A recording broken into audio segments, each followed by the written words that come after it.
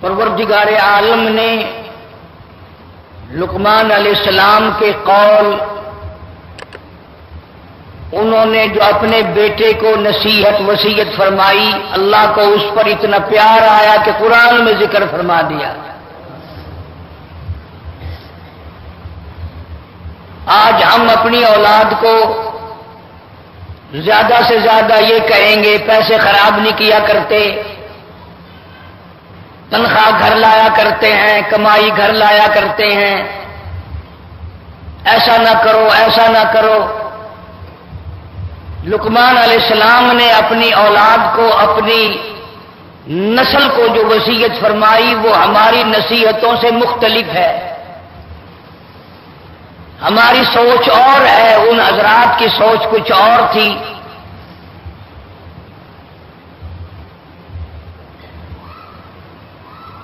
لقمان علیہ السلام نے سب سے پہلے وہی اہم بات کی جو سارا قرآن ہر جگہ کرتا چلا آ رہا ہے، اور ہر پیغمبر، ہر نبی، ہر رسول نے اپنی قوم کے سامنے وہی بات رکھی۔ کئی مرتبہ یہ سوچتا ہوں کہ کیا سارے نبیوں کا ایک ہی وظیفہ ہو گیا؟ سارے رسولوں، سارے نبیوں کی ایک ہی بات ہو گئی؟ اسی وجہ سے معلوم ہوتا ہے، اسی لیے کہ لا الہ الا اللہ محمد الرسول اللہ، یہ جو لا الہ الا اللہ ہے، اسی کے لیے تو ساری کائنات بنی۔ آدم علیہ السلام سے لے کر قیامت تک کا جو آخری انسان پیدا ہوگا، اللہ تعالیٰ نے ان سب کو لا الہ الا اللہ کے لیے ہی پیدا کیا۔ میری وحدانیت کا اعلان کرو، میری توحید کا اعلان کرو، میری ربوبیت کا اعلان کرو، مجھے خدا مانو اور لوگوں سے منواؤ۔ کتنے بڑے کمال کی بات ہے کہ جو پیدا کرنے والا وہی کہتا مجھے مانو تو صحیح۔ کتنی پیاری آنکھیں میں نے دی، زبان میں نے دی، لب میں نے دیے، چہرہ میں نے دیا، عقل میں نے دی، دل دماغ میں نے دیا، اور میری خدائی کو تو مانو۔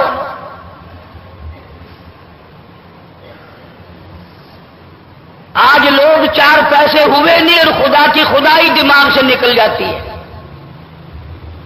نہ پھر شکر کی توفیق ہوتی ہے، نہ پھر سوچنے کے لیے وقت باقی رہتا ہے۔ وہی ورد اور وہی وظیفہ جو ہر نبی نے اپنے دور میں اپنی قوم کے سامنے دہرایا، لقمان علیہ السلام نے اپنی اولاد کے سامنے دہرایا۔ فرمایا وَلَقَدْ آتَيْنَا لُقْمَانَ الْحِكْمَةَ أَنِ اشْكُرْ لِلَّهِ۔ اللہ پاک فرماتے ہیں میں نے لقمان علیہ السلام کو حکمت دی، دانائی دی، عقل دی، فہم دیا، ادراک دیا، شعور دیا، سمجھ دی۔ انشکر للہ ومن یشکر فانما یشکر لنفسی۔ فرمایا جو اللہ تعالیٰ کا شکر ادا کرے گا وہی ہر چیز کو پہچانے گا۔ بڑی بات لقمان علیہ السلام نے وہی فرمائی، اذ قال لابنہ یا بنی لا تشرک باللہ۔ او میرے بیٹے، او میری اولاد، او میرے نور نظر، او میرے لخت جگر، اللہ کی ذات و صفات میں کبھی کسی کو شریک نہ ٹھہرانا۔ یا بنی لا تشرک باللہ۔ اللہ کی ربوبیت میں، پیدائش کے معاملے میں، موت کے معاملے میں، عزت و ذلت کے معاملے میں تمام چیزوں کا اختیار اسی کو اور کسی کو نہیں۔ تولج اللیل فی النہار وتولج النہار فی اللیل۔ ان رات دن کا چھوٹا بڑا کرنا، گھٹانا بڑھانا میرے اختیار میں ہے۔ فرمایا لا تشرک باللہ، اللہ کی ذات میں کسی کو شریک نہ ٹھہرانا۔ اور کتنی بڑی بات فرمائی، ان الشرک لظلم عظیم۔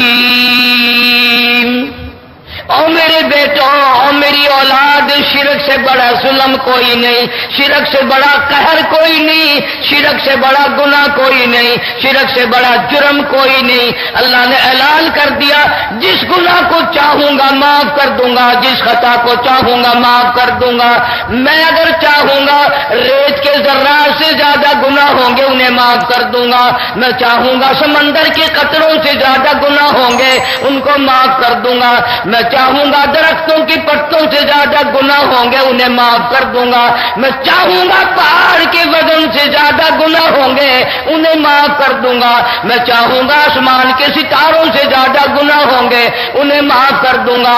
اور میرے بندے یاد رکھو یہ بات، ان اللہ لا یغفر ان یشرک بہ ویغفر ما دون ذلک لمن یشاء۔ اور میرے بندوں میرا اعلان سنو، ہر گناہ کو چاہوں گا بخش دوں گا، لیکن یاد رکھو شرک کے لیے میرے پاس کوئی معافی نہیں۔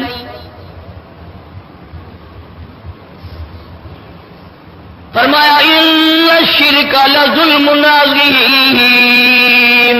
اور میرے بیٹے شرک بڑا ظلم ہے، شرک بڑا بھاری گناہ ہے، شرک بڑا قہر ہے، ناقابل معافی گناہ ہے۔ فرمایا وَوَصَّيْنَا الْإِنسَانَ بِوَالِدَيْهِ، والدین کا احسان ہر وقت ماننا، وہ دنیا سے چلے جائیں پھر بھی ان کا احسان ماننا۔ ماں باپ کا احسان آدمی کو تا زندگی ماننا چاہیے، تا زندگی ان کو یاد رکھنا چاہیے۔ آج ہماری یہ حالت ہے، آنکھوں کے سامنے ہو پھر بھی قدر نہیں، فوت ہو جائیں تو کبھی نام تک نہیں۔ جیسے اولاد کا حق ہے، بیوی کا حق ہے، زندہ لوگوں کا حق ہے، فوت ہو جانے والے، قبروں میں چلے جانے والے ماں باپ کا پھر بھی حق رہتا ہے۔ ارشاد فرمایا مدنی کریم صلی اللہ تعالی علیہ وسلم نے اچھا آدمی ہونے کی علامت یہ ہے، نیک آدمی کے ہونے کی علامت یہ ہے وہ اپنے ماں باپ کے لیے ہر وقت بخشش کی دعا مانگتا ہو۔ اللہ پاک جل شانہ نے ہم سب پر کتنا بڑا کرم فرمایا، ہر نماز کے اخیر میں دعا سکھا دی، دعا مانگو ربنا وتقبل دعا ربنا اغفر لی ولوالدی۔ اللہ فرماتے ہیں سلام پھیرنے سے پہلے اپنی ماں کے لیے مجھ سے بخشش کا سوال کر، اپنے باپ کے لیے مجھ سے بخشش کا سوال کر۔ وہ بے شک قبروں میں ہے، وہ چلے گئے، عرصہ ہو گیا ان کی موت کو، لیکن اللہ پاک فرماتے ہیں تو ان کی اولاد ہے، تو ان کو بیٹا ہے، آج بھی ان کے لیے دعائیں مانگ۔ بیت اللہ میں جائے وہاں بھی دعا مانگ، روز رسول اللہ صلی اللہ علیہ وسلم پہ جائے وہاں بھی دعا مانگ، جہاں نماز پڑھے وہی ماں باپ کے لیے بخشش کی دعا کر۔ فرمایا وَوَصَّيْنَا الْإِنسَانَ بِوَالِدَيْهِ حَمَلَتْهُ أُمُّهُ كُرْهًا وَوَضَعَتْهُ كُرْهًا۔ سبحان اللہ، اللہ پاک فرماتے ہیں تجھے کیا معلوم ہے وہ 9 مہینے جو تجھے پیٹ میں اٹھائے پھری اس نے کتنے دکھ اٹھائے، تو ان باتوں کو کیا جانے، تجھے علم نہیں اس بات کا۔ والدین کے احسان کے بارے میں حضرت لقمان علیہ السلام نے اپنے بیٹے کو نصیحت فرمائی اور فرمایا یا بنی اقم الصلاۃ وامر بالمعروف وانہ عن المنکر۔ اور میرے بیٹے نماز کو قائم کر، نماز کو مضبوطی سے پکڑ، ساری زندگی میں نماز قضا نہ کر، وَأْمُرْ بِالْمَعْرُوفِ نیکیوں کا حکم کرتا رہے، وَانْهَ عَنِ الْمُنْکَرِ برائیوں سے روکتا رہے، اچھائی کو جہاں تک ہو سکے پھیلا، اس کا لوگوں کو حکم کر۔ اب ایک سوال پیدا ہوتا ہے کہ کئی مرتبہ آدمی اگر کسی کو نیکی کے لیے کہتا ہے تو لوگ برا مانتے ہیں، لڑائی کرتے ہیں۔ فرمایا من رأى منکرا فلیغیرہ بیدی۔ ارشاد فرمایا محمد مدنی صلی اللہ تعالی علیہ وسلم نے، اور لوگوں من را منکرن فلیغیرہ بیدی، اگر کوئی برائی تم دیکھو ہاتھ سے مٹا دو، اگر تمہاری طاقت ہو تو اس کو زبردستی ختم کر دو، اس برائی کو مٹا دو۔ وَمَن لَّمْ يَسْتَطِعْ، اگر یہ طاقت نہیں فَبِلِسَانِهِ، زبان سے ضرور کہو یہ برائی نہ کرو۔ برا مانے بھلا مانے، تمہیں چاہیے کہ تم کہہ دو،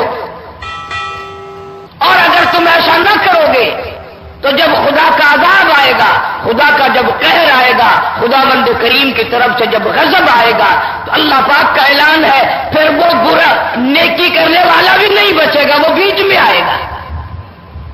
اس نے منع کیوں نہیں کیا، اور رکاوٹ کیوں نہیں کرتا تھا؟ یہی وجہ ہے کہ آج ہم لوگ کرتے، لوگ کہتے ہیں کہ ہمیں کیا لینا، کوئی جس طرح کر رہا ہے وہ کرتا رہے۔ فرمایا یا بنیا کہ مصلاح، نماز کو قائم کر، وامر بالمعروف وانہی عن المنکر، برائی سے منع کرتا رہے، نیکیوں کا حکم کرتا رہے۔ فبلسانی، زبان سے منع کر دے، اگر ومن لم یستطیع، زبان سے کہنے سے بھی کوئی سر پھوڑتا ہے، سر اتارتا ہے، قتل کرتا ہے۔ فرمایا ومن لم یستطیع، اگر یہ بھی طاقت نہیں ہے، فبقلبہ، دل سے تو برا بالکل جان کہ یہ برے لوگ ہیں، بری بات ہے۔ فرمایا وذالک اضعف الایمان، یہ ایمان کا سب سے گھٹیا درجہ ہے۔ ایک آدمی گزر رہا ہے، کنجری کا گانا ہو رہا ہے، کم سے کم دل میں تو یہ جانے کہ یہ لوگ بدماشی میں لگے ہوئے ہیں، بہت ممکن ہے کہ ان کا ایمان پہ خاتمہ بھی نہ ہو، اسے منع کرتا ہوا چلے، کم سے کم دل میں اس کو برا جانے، اور اگر دل سے برا نہیں جانتا تو فرمایا کہ پھر رائی کے دانے کے برابر بھی ایمان نہیں ہے۔ کسی قسم کی برائی ہو، نشے کی برائی ہو، حرام خوری کی برائی ہو، کوئی برائی بھی ہو، جو اس کو برا نہیں جانتا، حدیث پاک کا فیصلہ ہے، محمد کریم صلی اللہ علیہ وسلم نے فرما دیا، پھر اس کے اندر رتی کے برابر بھی ایمان نہیں ہے۔ اور یہ پتہ اس وقت چلے گا جب موت کا جھٹکا لگے گا ایمان ہے کہ نہیں۔ آج کل تو کوئی پتہ نہیں چلتا، ہر آدمی کہتا ہے بڑا ایماندار میں ہوں، وہ کہتا ہے مجھ سے بڑا ایماندار کوئی نہیں۔ چنانچہ لقمان علیہ السلام نے اپنی اولاد کو طرح طرح کی نصیحت کی، فرمایا یا بنی انہا ان تک مثقال حرب، تمام برائیوں سے منع بھی کرتے رہنا، دل میں فخر تکبر کبھی نہ کرنا۔ ارشاد فرمایا مدنی کریم صلی اللہ تعالی علیہ وسلم نے جس کے اندر تکبر ہوگا، رائی کے دانے کے برابر بھی فخر ہوگا، جنت میں جانا تو درکنار جنت کی ہوا بھی نصیب نہ ہوگی۔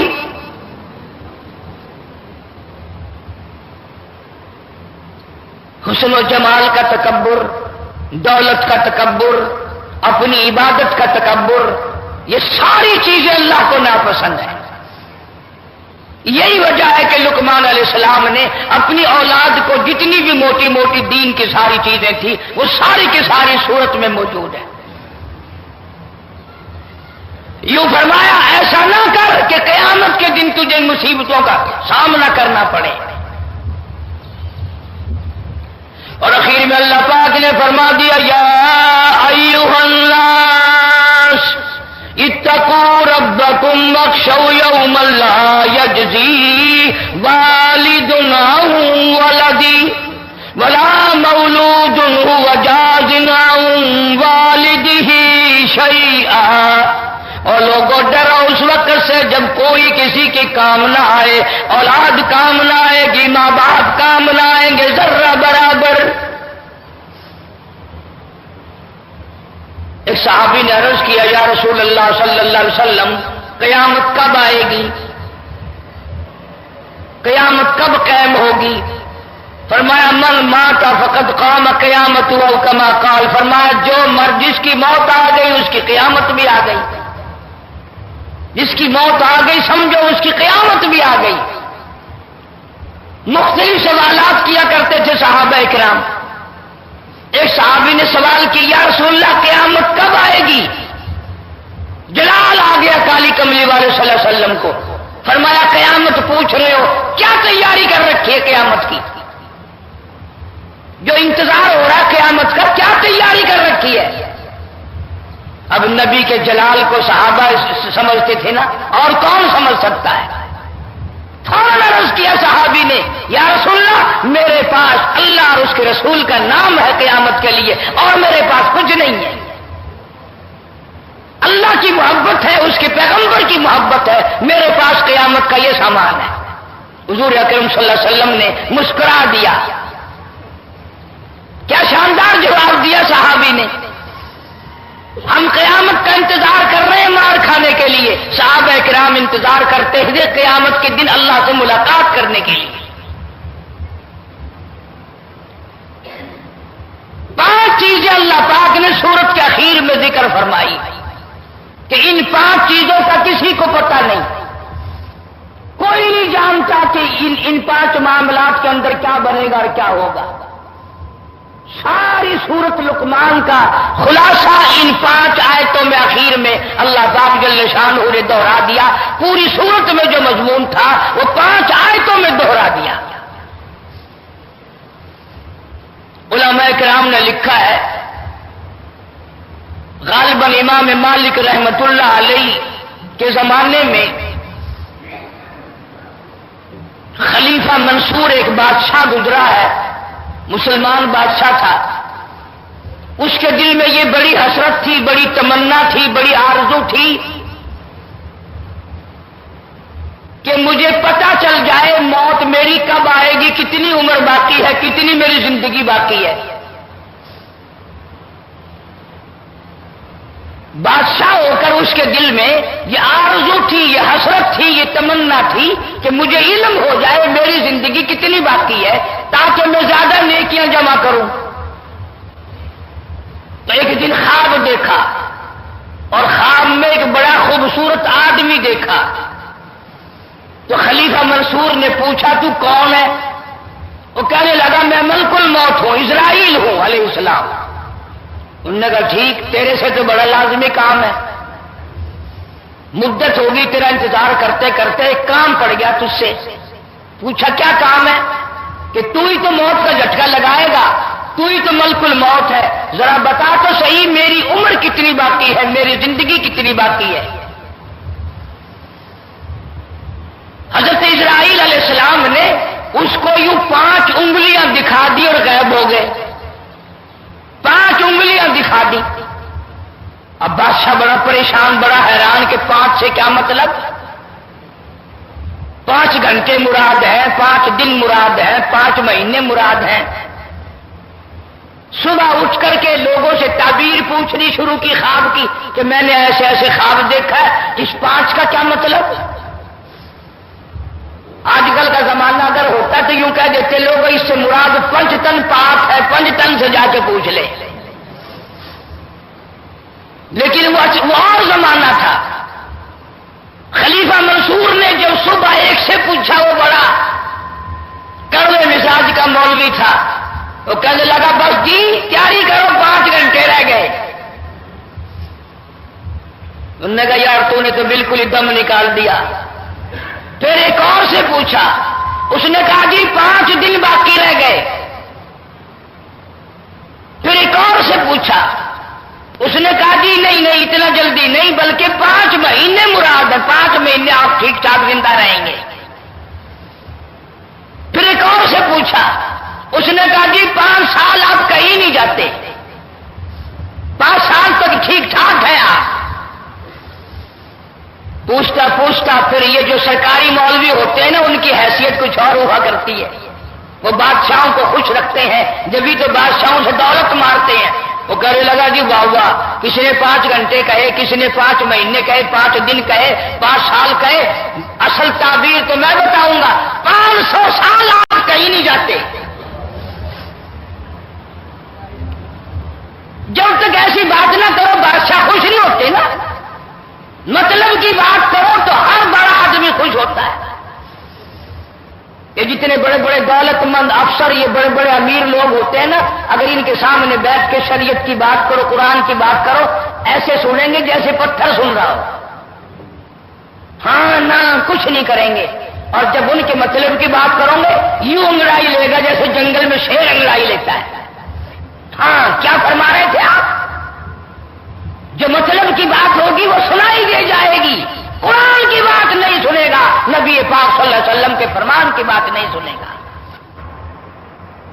اور جس نے 500 سال کا نام لیا نا، بادشاہ بڑا خوش ہوا، انہوں نے کہا لو جی 500 سال کی گارنٹی مل گئی، بڑی دیر میں آئیں گے 500 سال، اتنا مزے کریں پھر دیکھی جائے گی جو کچھ ہوگی۔ نگر تسلی پھر بھی نہ ہوئی کہ یہ 500 سال کہنے والا کبھی پیسے لینے کے لیے نہ مار رہا ہوگا، تو سارا دولت کا چکر تو ہوتا ہے۔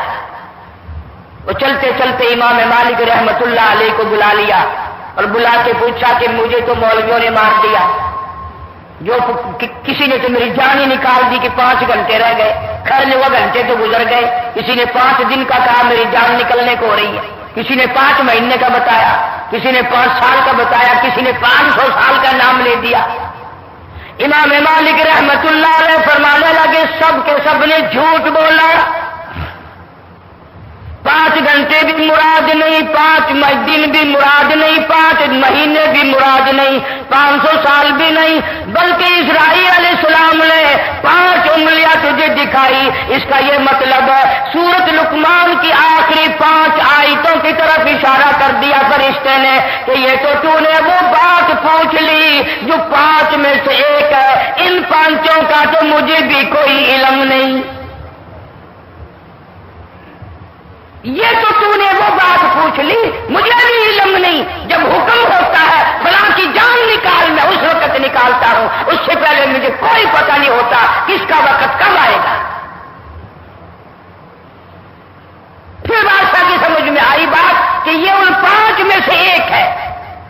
فرمایا ان اللہ عنده علم الساعة، اللہ کی ذات جانتی ہے قیامت کب قائم ہوگی، کس وقت قائم ہوگی، کس سال میں قائم ہوگی۔ ان اللہ عنده علم الساعة، کوئی نہیں جانتا ٹھیک وقت، کسی کو معلوم نہیں، البتہ محمد عربی صلی اللہ تعالی علیہ وسلم نے نشانی بتلائی، جمعے کا دن ہوگا، محرم کی 10ویں تاریخ ہوگی۔ اس لیے اللہ والے ہر جمعرات کو زیادہ سے زیادہ عبادت کرتے ہیں، کئی صبح کو قیامت قائم نہ ہو جائے۔ ہر چیز میں اللہ پاک نے حکمت رکھی ہے، ہم تو نہیں جانتے۔ اب جمعے کی جو عید بنی، مولویوں کے بھی ذمہ عذاب آ گیا، پڑھنے کے ذمہ عذاب آ گیا کہ عید بھی پڑھو جمعہ بھی پڑھو، لیکن حدیث پاک میں آتا ہے کہ جب ایسا ہو جائے تو یوں سمجھو خصوصی طور پر بخشش کا دن ہے۔ ایک تو عید کا دن، شکریہ کا دن، لیلۃ الجائزہ کا دن، اور دوسرے جمعے کا دن، 2 برکتیں جمع ہو گئی۔ حضور نے فرمایا جمعے کے دن ایک گھڑی ایسی آتی ہے جو دعا کرو وہی منظور ہوتی ہے۔ کوئی کہتا ہے کہ 2 خطبے اکٹھے ہو گئے، بادشاہ کے لیے ٹھیک نہیں، بھلے بادشاہ کو پھانسی آ رہی ہے، بادشاہ کا کیا بگڑ رہا ہے؟ کام تو کرنا ہم نے، یوں بولنا ہمیں تکلیف ہوتی ہے کہ ابھی عید پڑھ کے گئے تھے پھر جمعے کے لیے چلو بھائی، تکلیف تو ہمیں ہو رہی ہے۔ ارشاد فرمایا مدنی کریم صلی اللہ تعالی علیہ وسلم نے جب ایسا وقت آئے کہ عید الفطر ہونا چاہتا ہے، فرمایا ان اللہ عنده علم الساعة، قیامت کا ٹھیک وقت کوئی نہیں جانتا۔ ایسی ہوش رکو گھڑی، فرمایا وَنُفِخَ فِي الصُّورِ فَإِذَا هُم مِّنَ الْأَجْدَاثِ إِلَىٰ رَبِّهِمْ يَنسِلُونَ، قیامت کا سور پھونکا جائے گا، اتنا بڑا عذاب شروع ہوگا۔ قبر والے کی بات قرآن نقل کرتا ہے، سورۃ یاسین کا ترجمہ بھی کبھی دیکھ، آمن باسنا من مرقدنا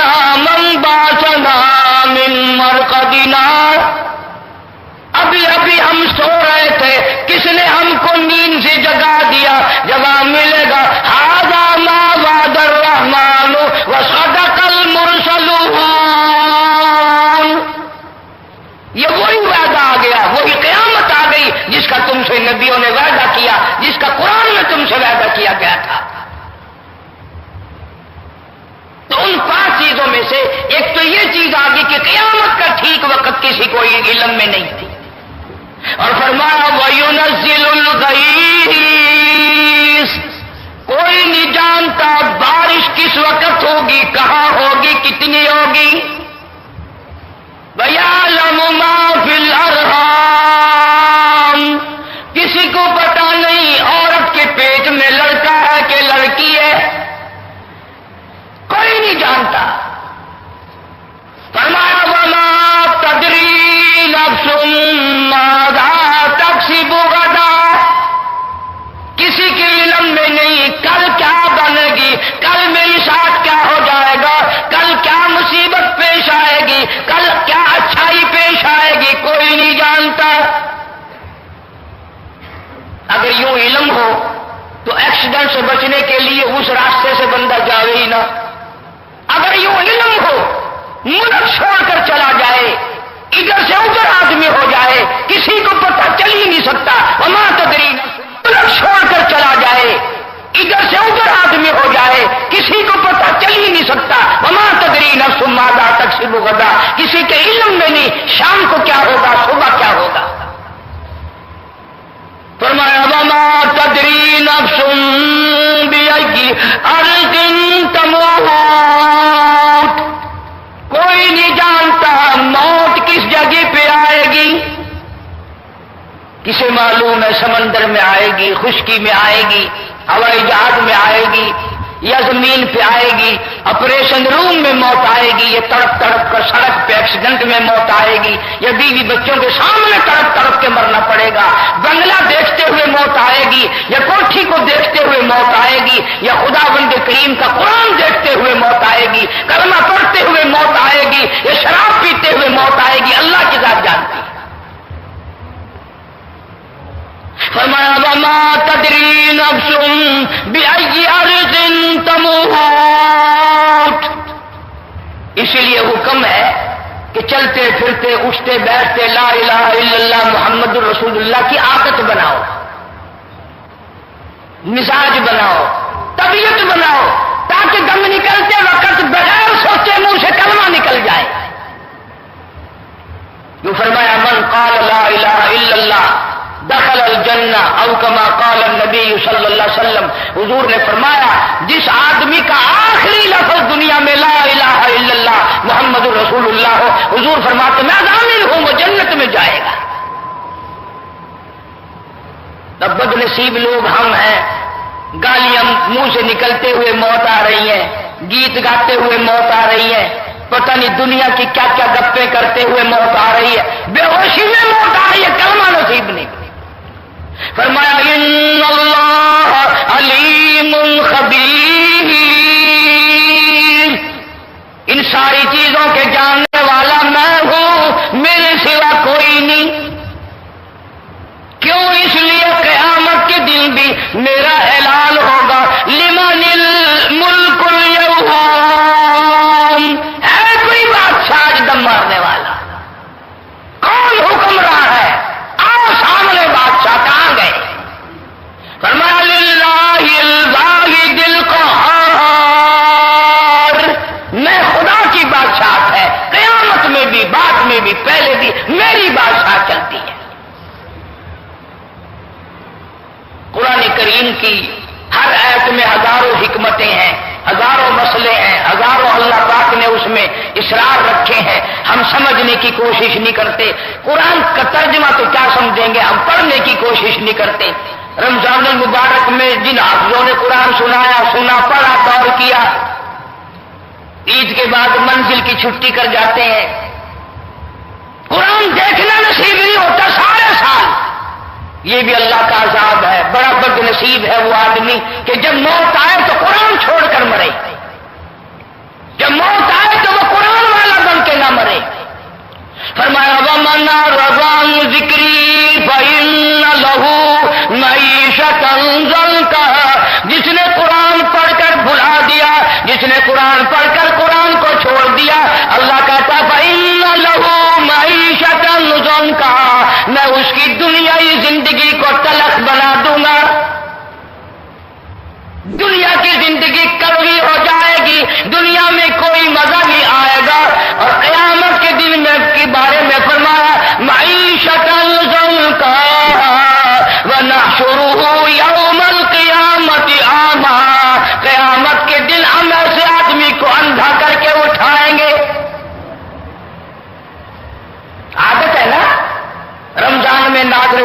والے بھی پڑھتے ہیں، حفظ پڑھنے والے بھی پڑھتے ہیں، جس کو 2-4 صورتیں یاد ہیں وہ بھی پڑھتے ہیں، اور عید کے بعد پھر قرآن کو چھوڑ دیتے ہیں، نماز کو چھوڑ دیتے ہیں۔ تو اللہ نے فرمایا اصل تو میں اس کی دنیاوی زندگی کو تلخ بنا دوں گا، ورنہ قیامت میں ان سے اندھا کر کے اٹھاؤں گا۔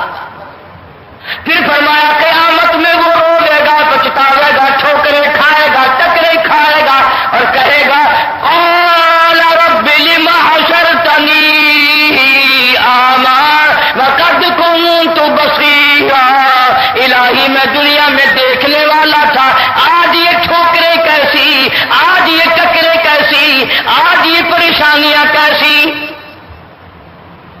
اب آج آئے گی قال كذلك اتتك آیاتنا فنسیتها، تجھے یاد ہوگا میرا قرآن تیرے پاس آیا، میرا قرآن تیرے گھر میں رکھا رہا، میرا قرآن تیری چارپائی کے پاس تھا، میرا قرآن تیرے کمرے میں تھا، فنسیتها، تو نے میرے قرآن کو بھلایا، میرے قرآن کو ٹھکرایا، وکذالک اليوم تنسیٰ، آج میں نے تجھے بھلا دیا۔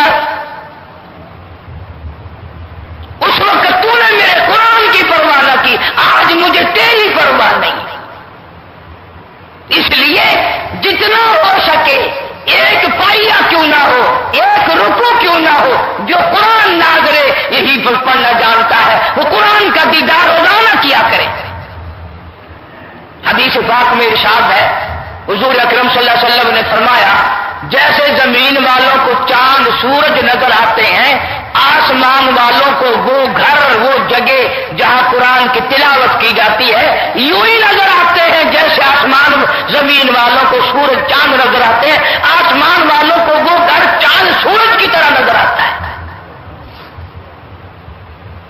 عورتوں کی عادت بھی یہی بن گئی کہ رمضان آیا تو ذرا اچھی تلاوت کر لی، اور عید گئی تو پھر قرآن کی بھی چھٹی، تو لہذا قرآن کو چھوڑنے والے ہو کے نہ مرو، بے نماز بن کے نہ مرو۔ مسلمانوں کی عادت ہوگی بے نماز بن کے مرنا، بیماری آئی نہیں 8 دن پہلے بے نماز ہو جائے گا، مہینہ پہلے بے نماز بن جائے گا، 1 دن پہلے لازمی بے نماز ہو کے مرے گا۔ اور خاتمے کا اعتبار ہے، ساری زندگی کی نیکیاں ختم ہو جاتی ہے اگر مرتے وقت آدمی نماز کو چھوڑ کے مر جائے۔ مولانا محمد یوسف صاحب سب کا جو رحمت اللہ علیہ تبلیغی جماعت کے امیر، شیخ الحدیث مولانا محمد زکریا صاحب رحمت اللہ علیہ کے داماد تھے۔ شیخ الحدیث صاحب نے خود لکھا ہے کہ میری بیٹی تھی اور مولانا محمد یوسف صاحب رحمت اللہ علیہ کی گھر والی تھی، اتنی بیمار لیٹے لیٹے سر کے اشارے سے نماز پڑھ رہی تھی، رکوع کا اشارہ کیا تو زندہ تھی، تھوڑا سا زیادہ اشارہ سجدے کا کیا، اسی میں جان نکل گئی، سجدے کے اشارے میں جان نکل گئی، سجدے کے اشارے میں موت آ گئی۔ کیا خوش نصیب ہیں وہ لوگ جن کی موت سجدے میں آ جائے، کتنا خوش نصیب ہے وہ آدمی جس کی موت قرآن پڑھتے ہوئے درود پاک پڑھتے ہوئے موت آ جائے۔ جب یہ فکر ہوگا، جب یہ طبیعت میں لگن ہوگی تو استغفار کی عادت ڈالو، درود پاک کی عادت ڈالو، کلمہ طیبہ کا ورد کرو، چلتے پھرتے اٹھتے بیٹھتے، ایک تو نیکیاں بڑھیں گی، اعمال بڑھیں گے، اور ایک مرتے وقت کلمہ نصیب ہو جائے گا۔ اللہ تعالی ہم سب کو آخری وقت میں کامیاب فرمائے اور ایمان کے ساتھ ہم سب کا خاتمہ بالخیر فرمائے۔ وآخر دعوانا ان الحمدللہ رب العالمین۔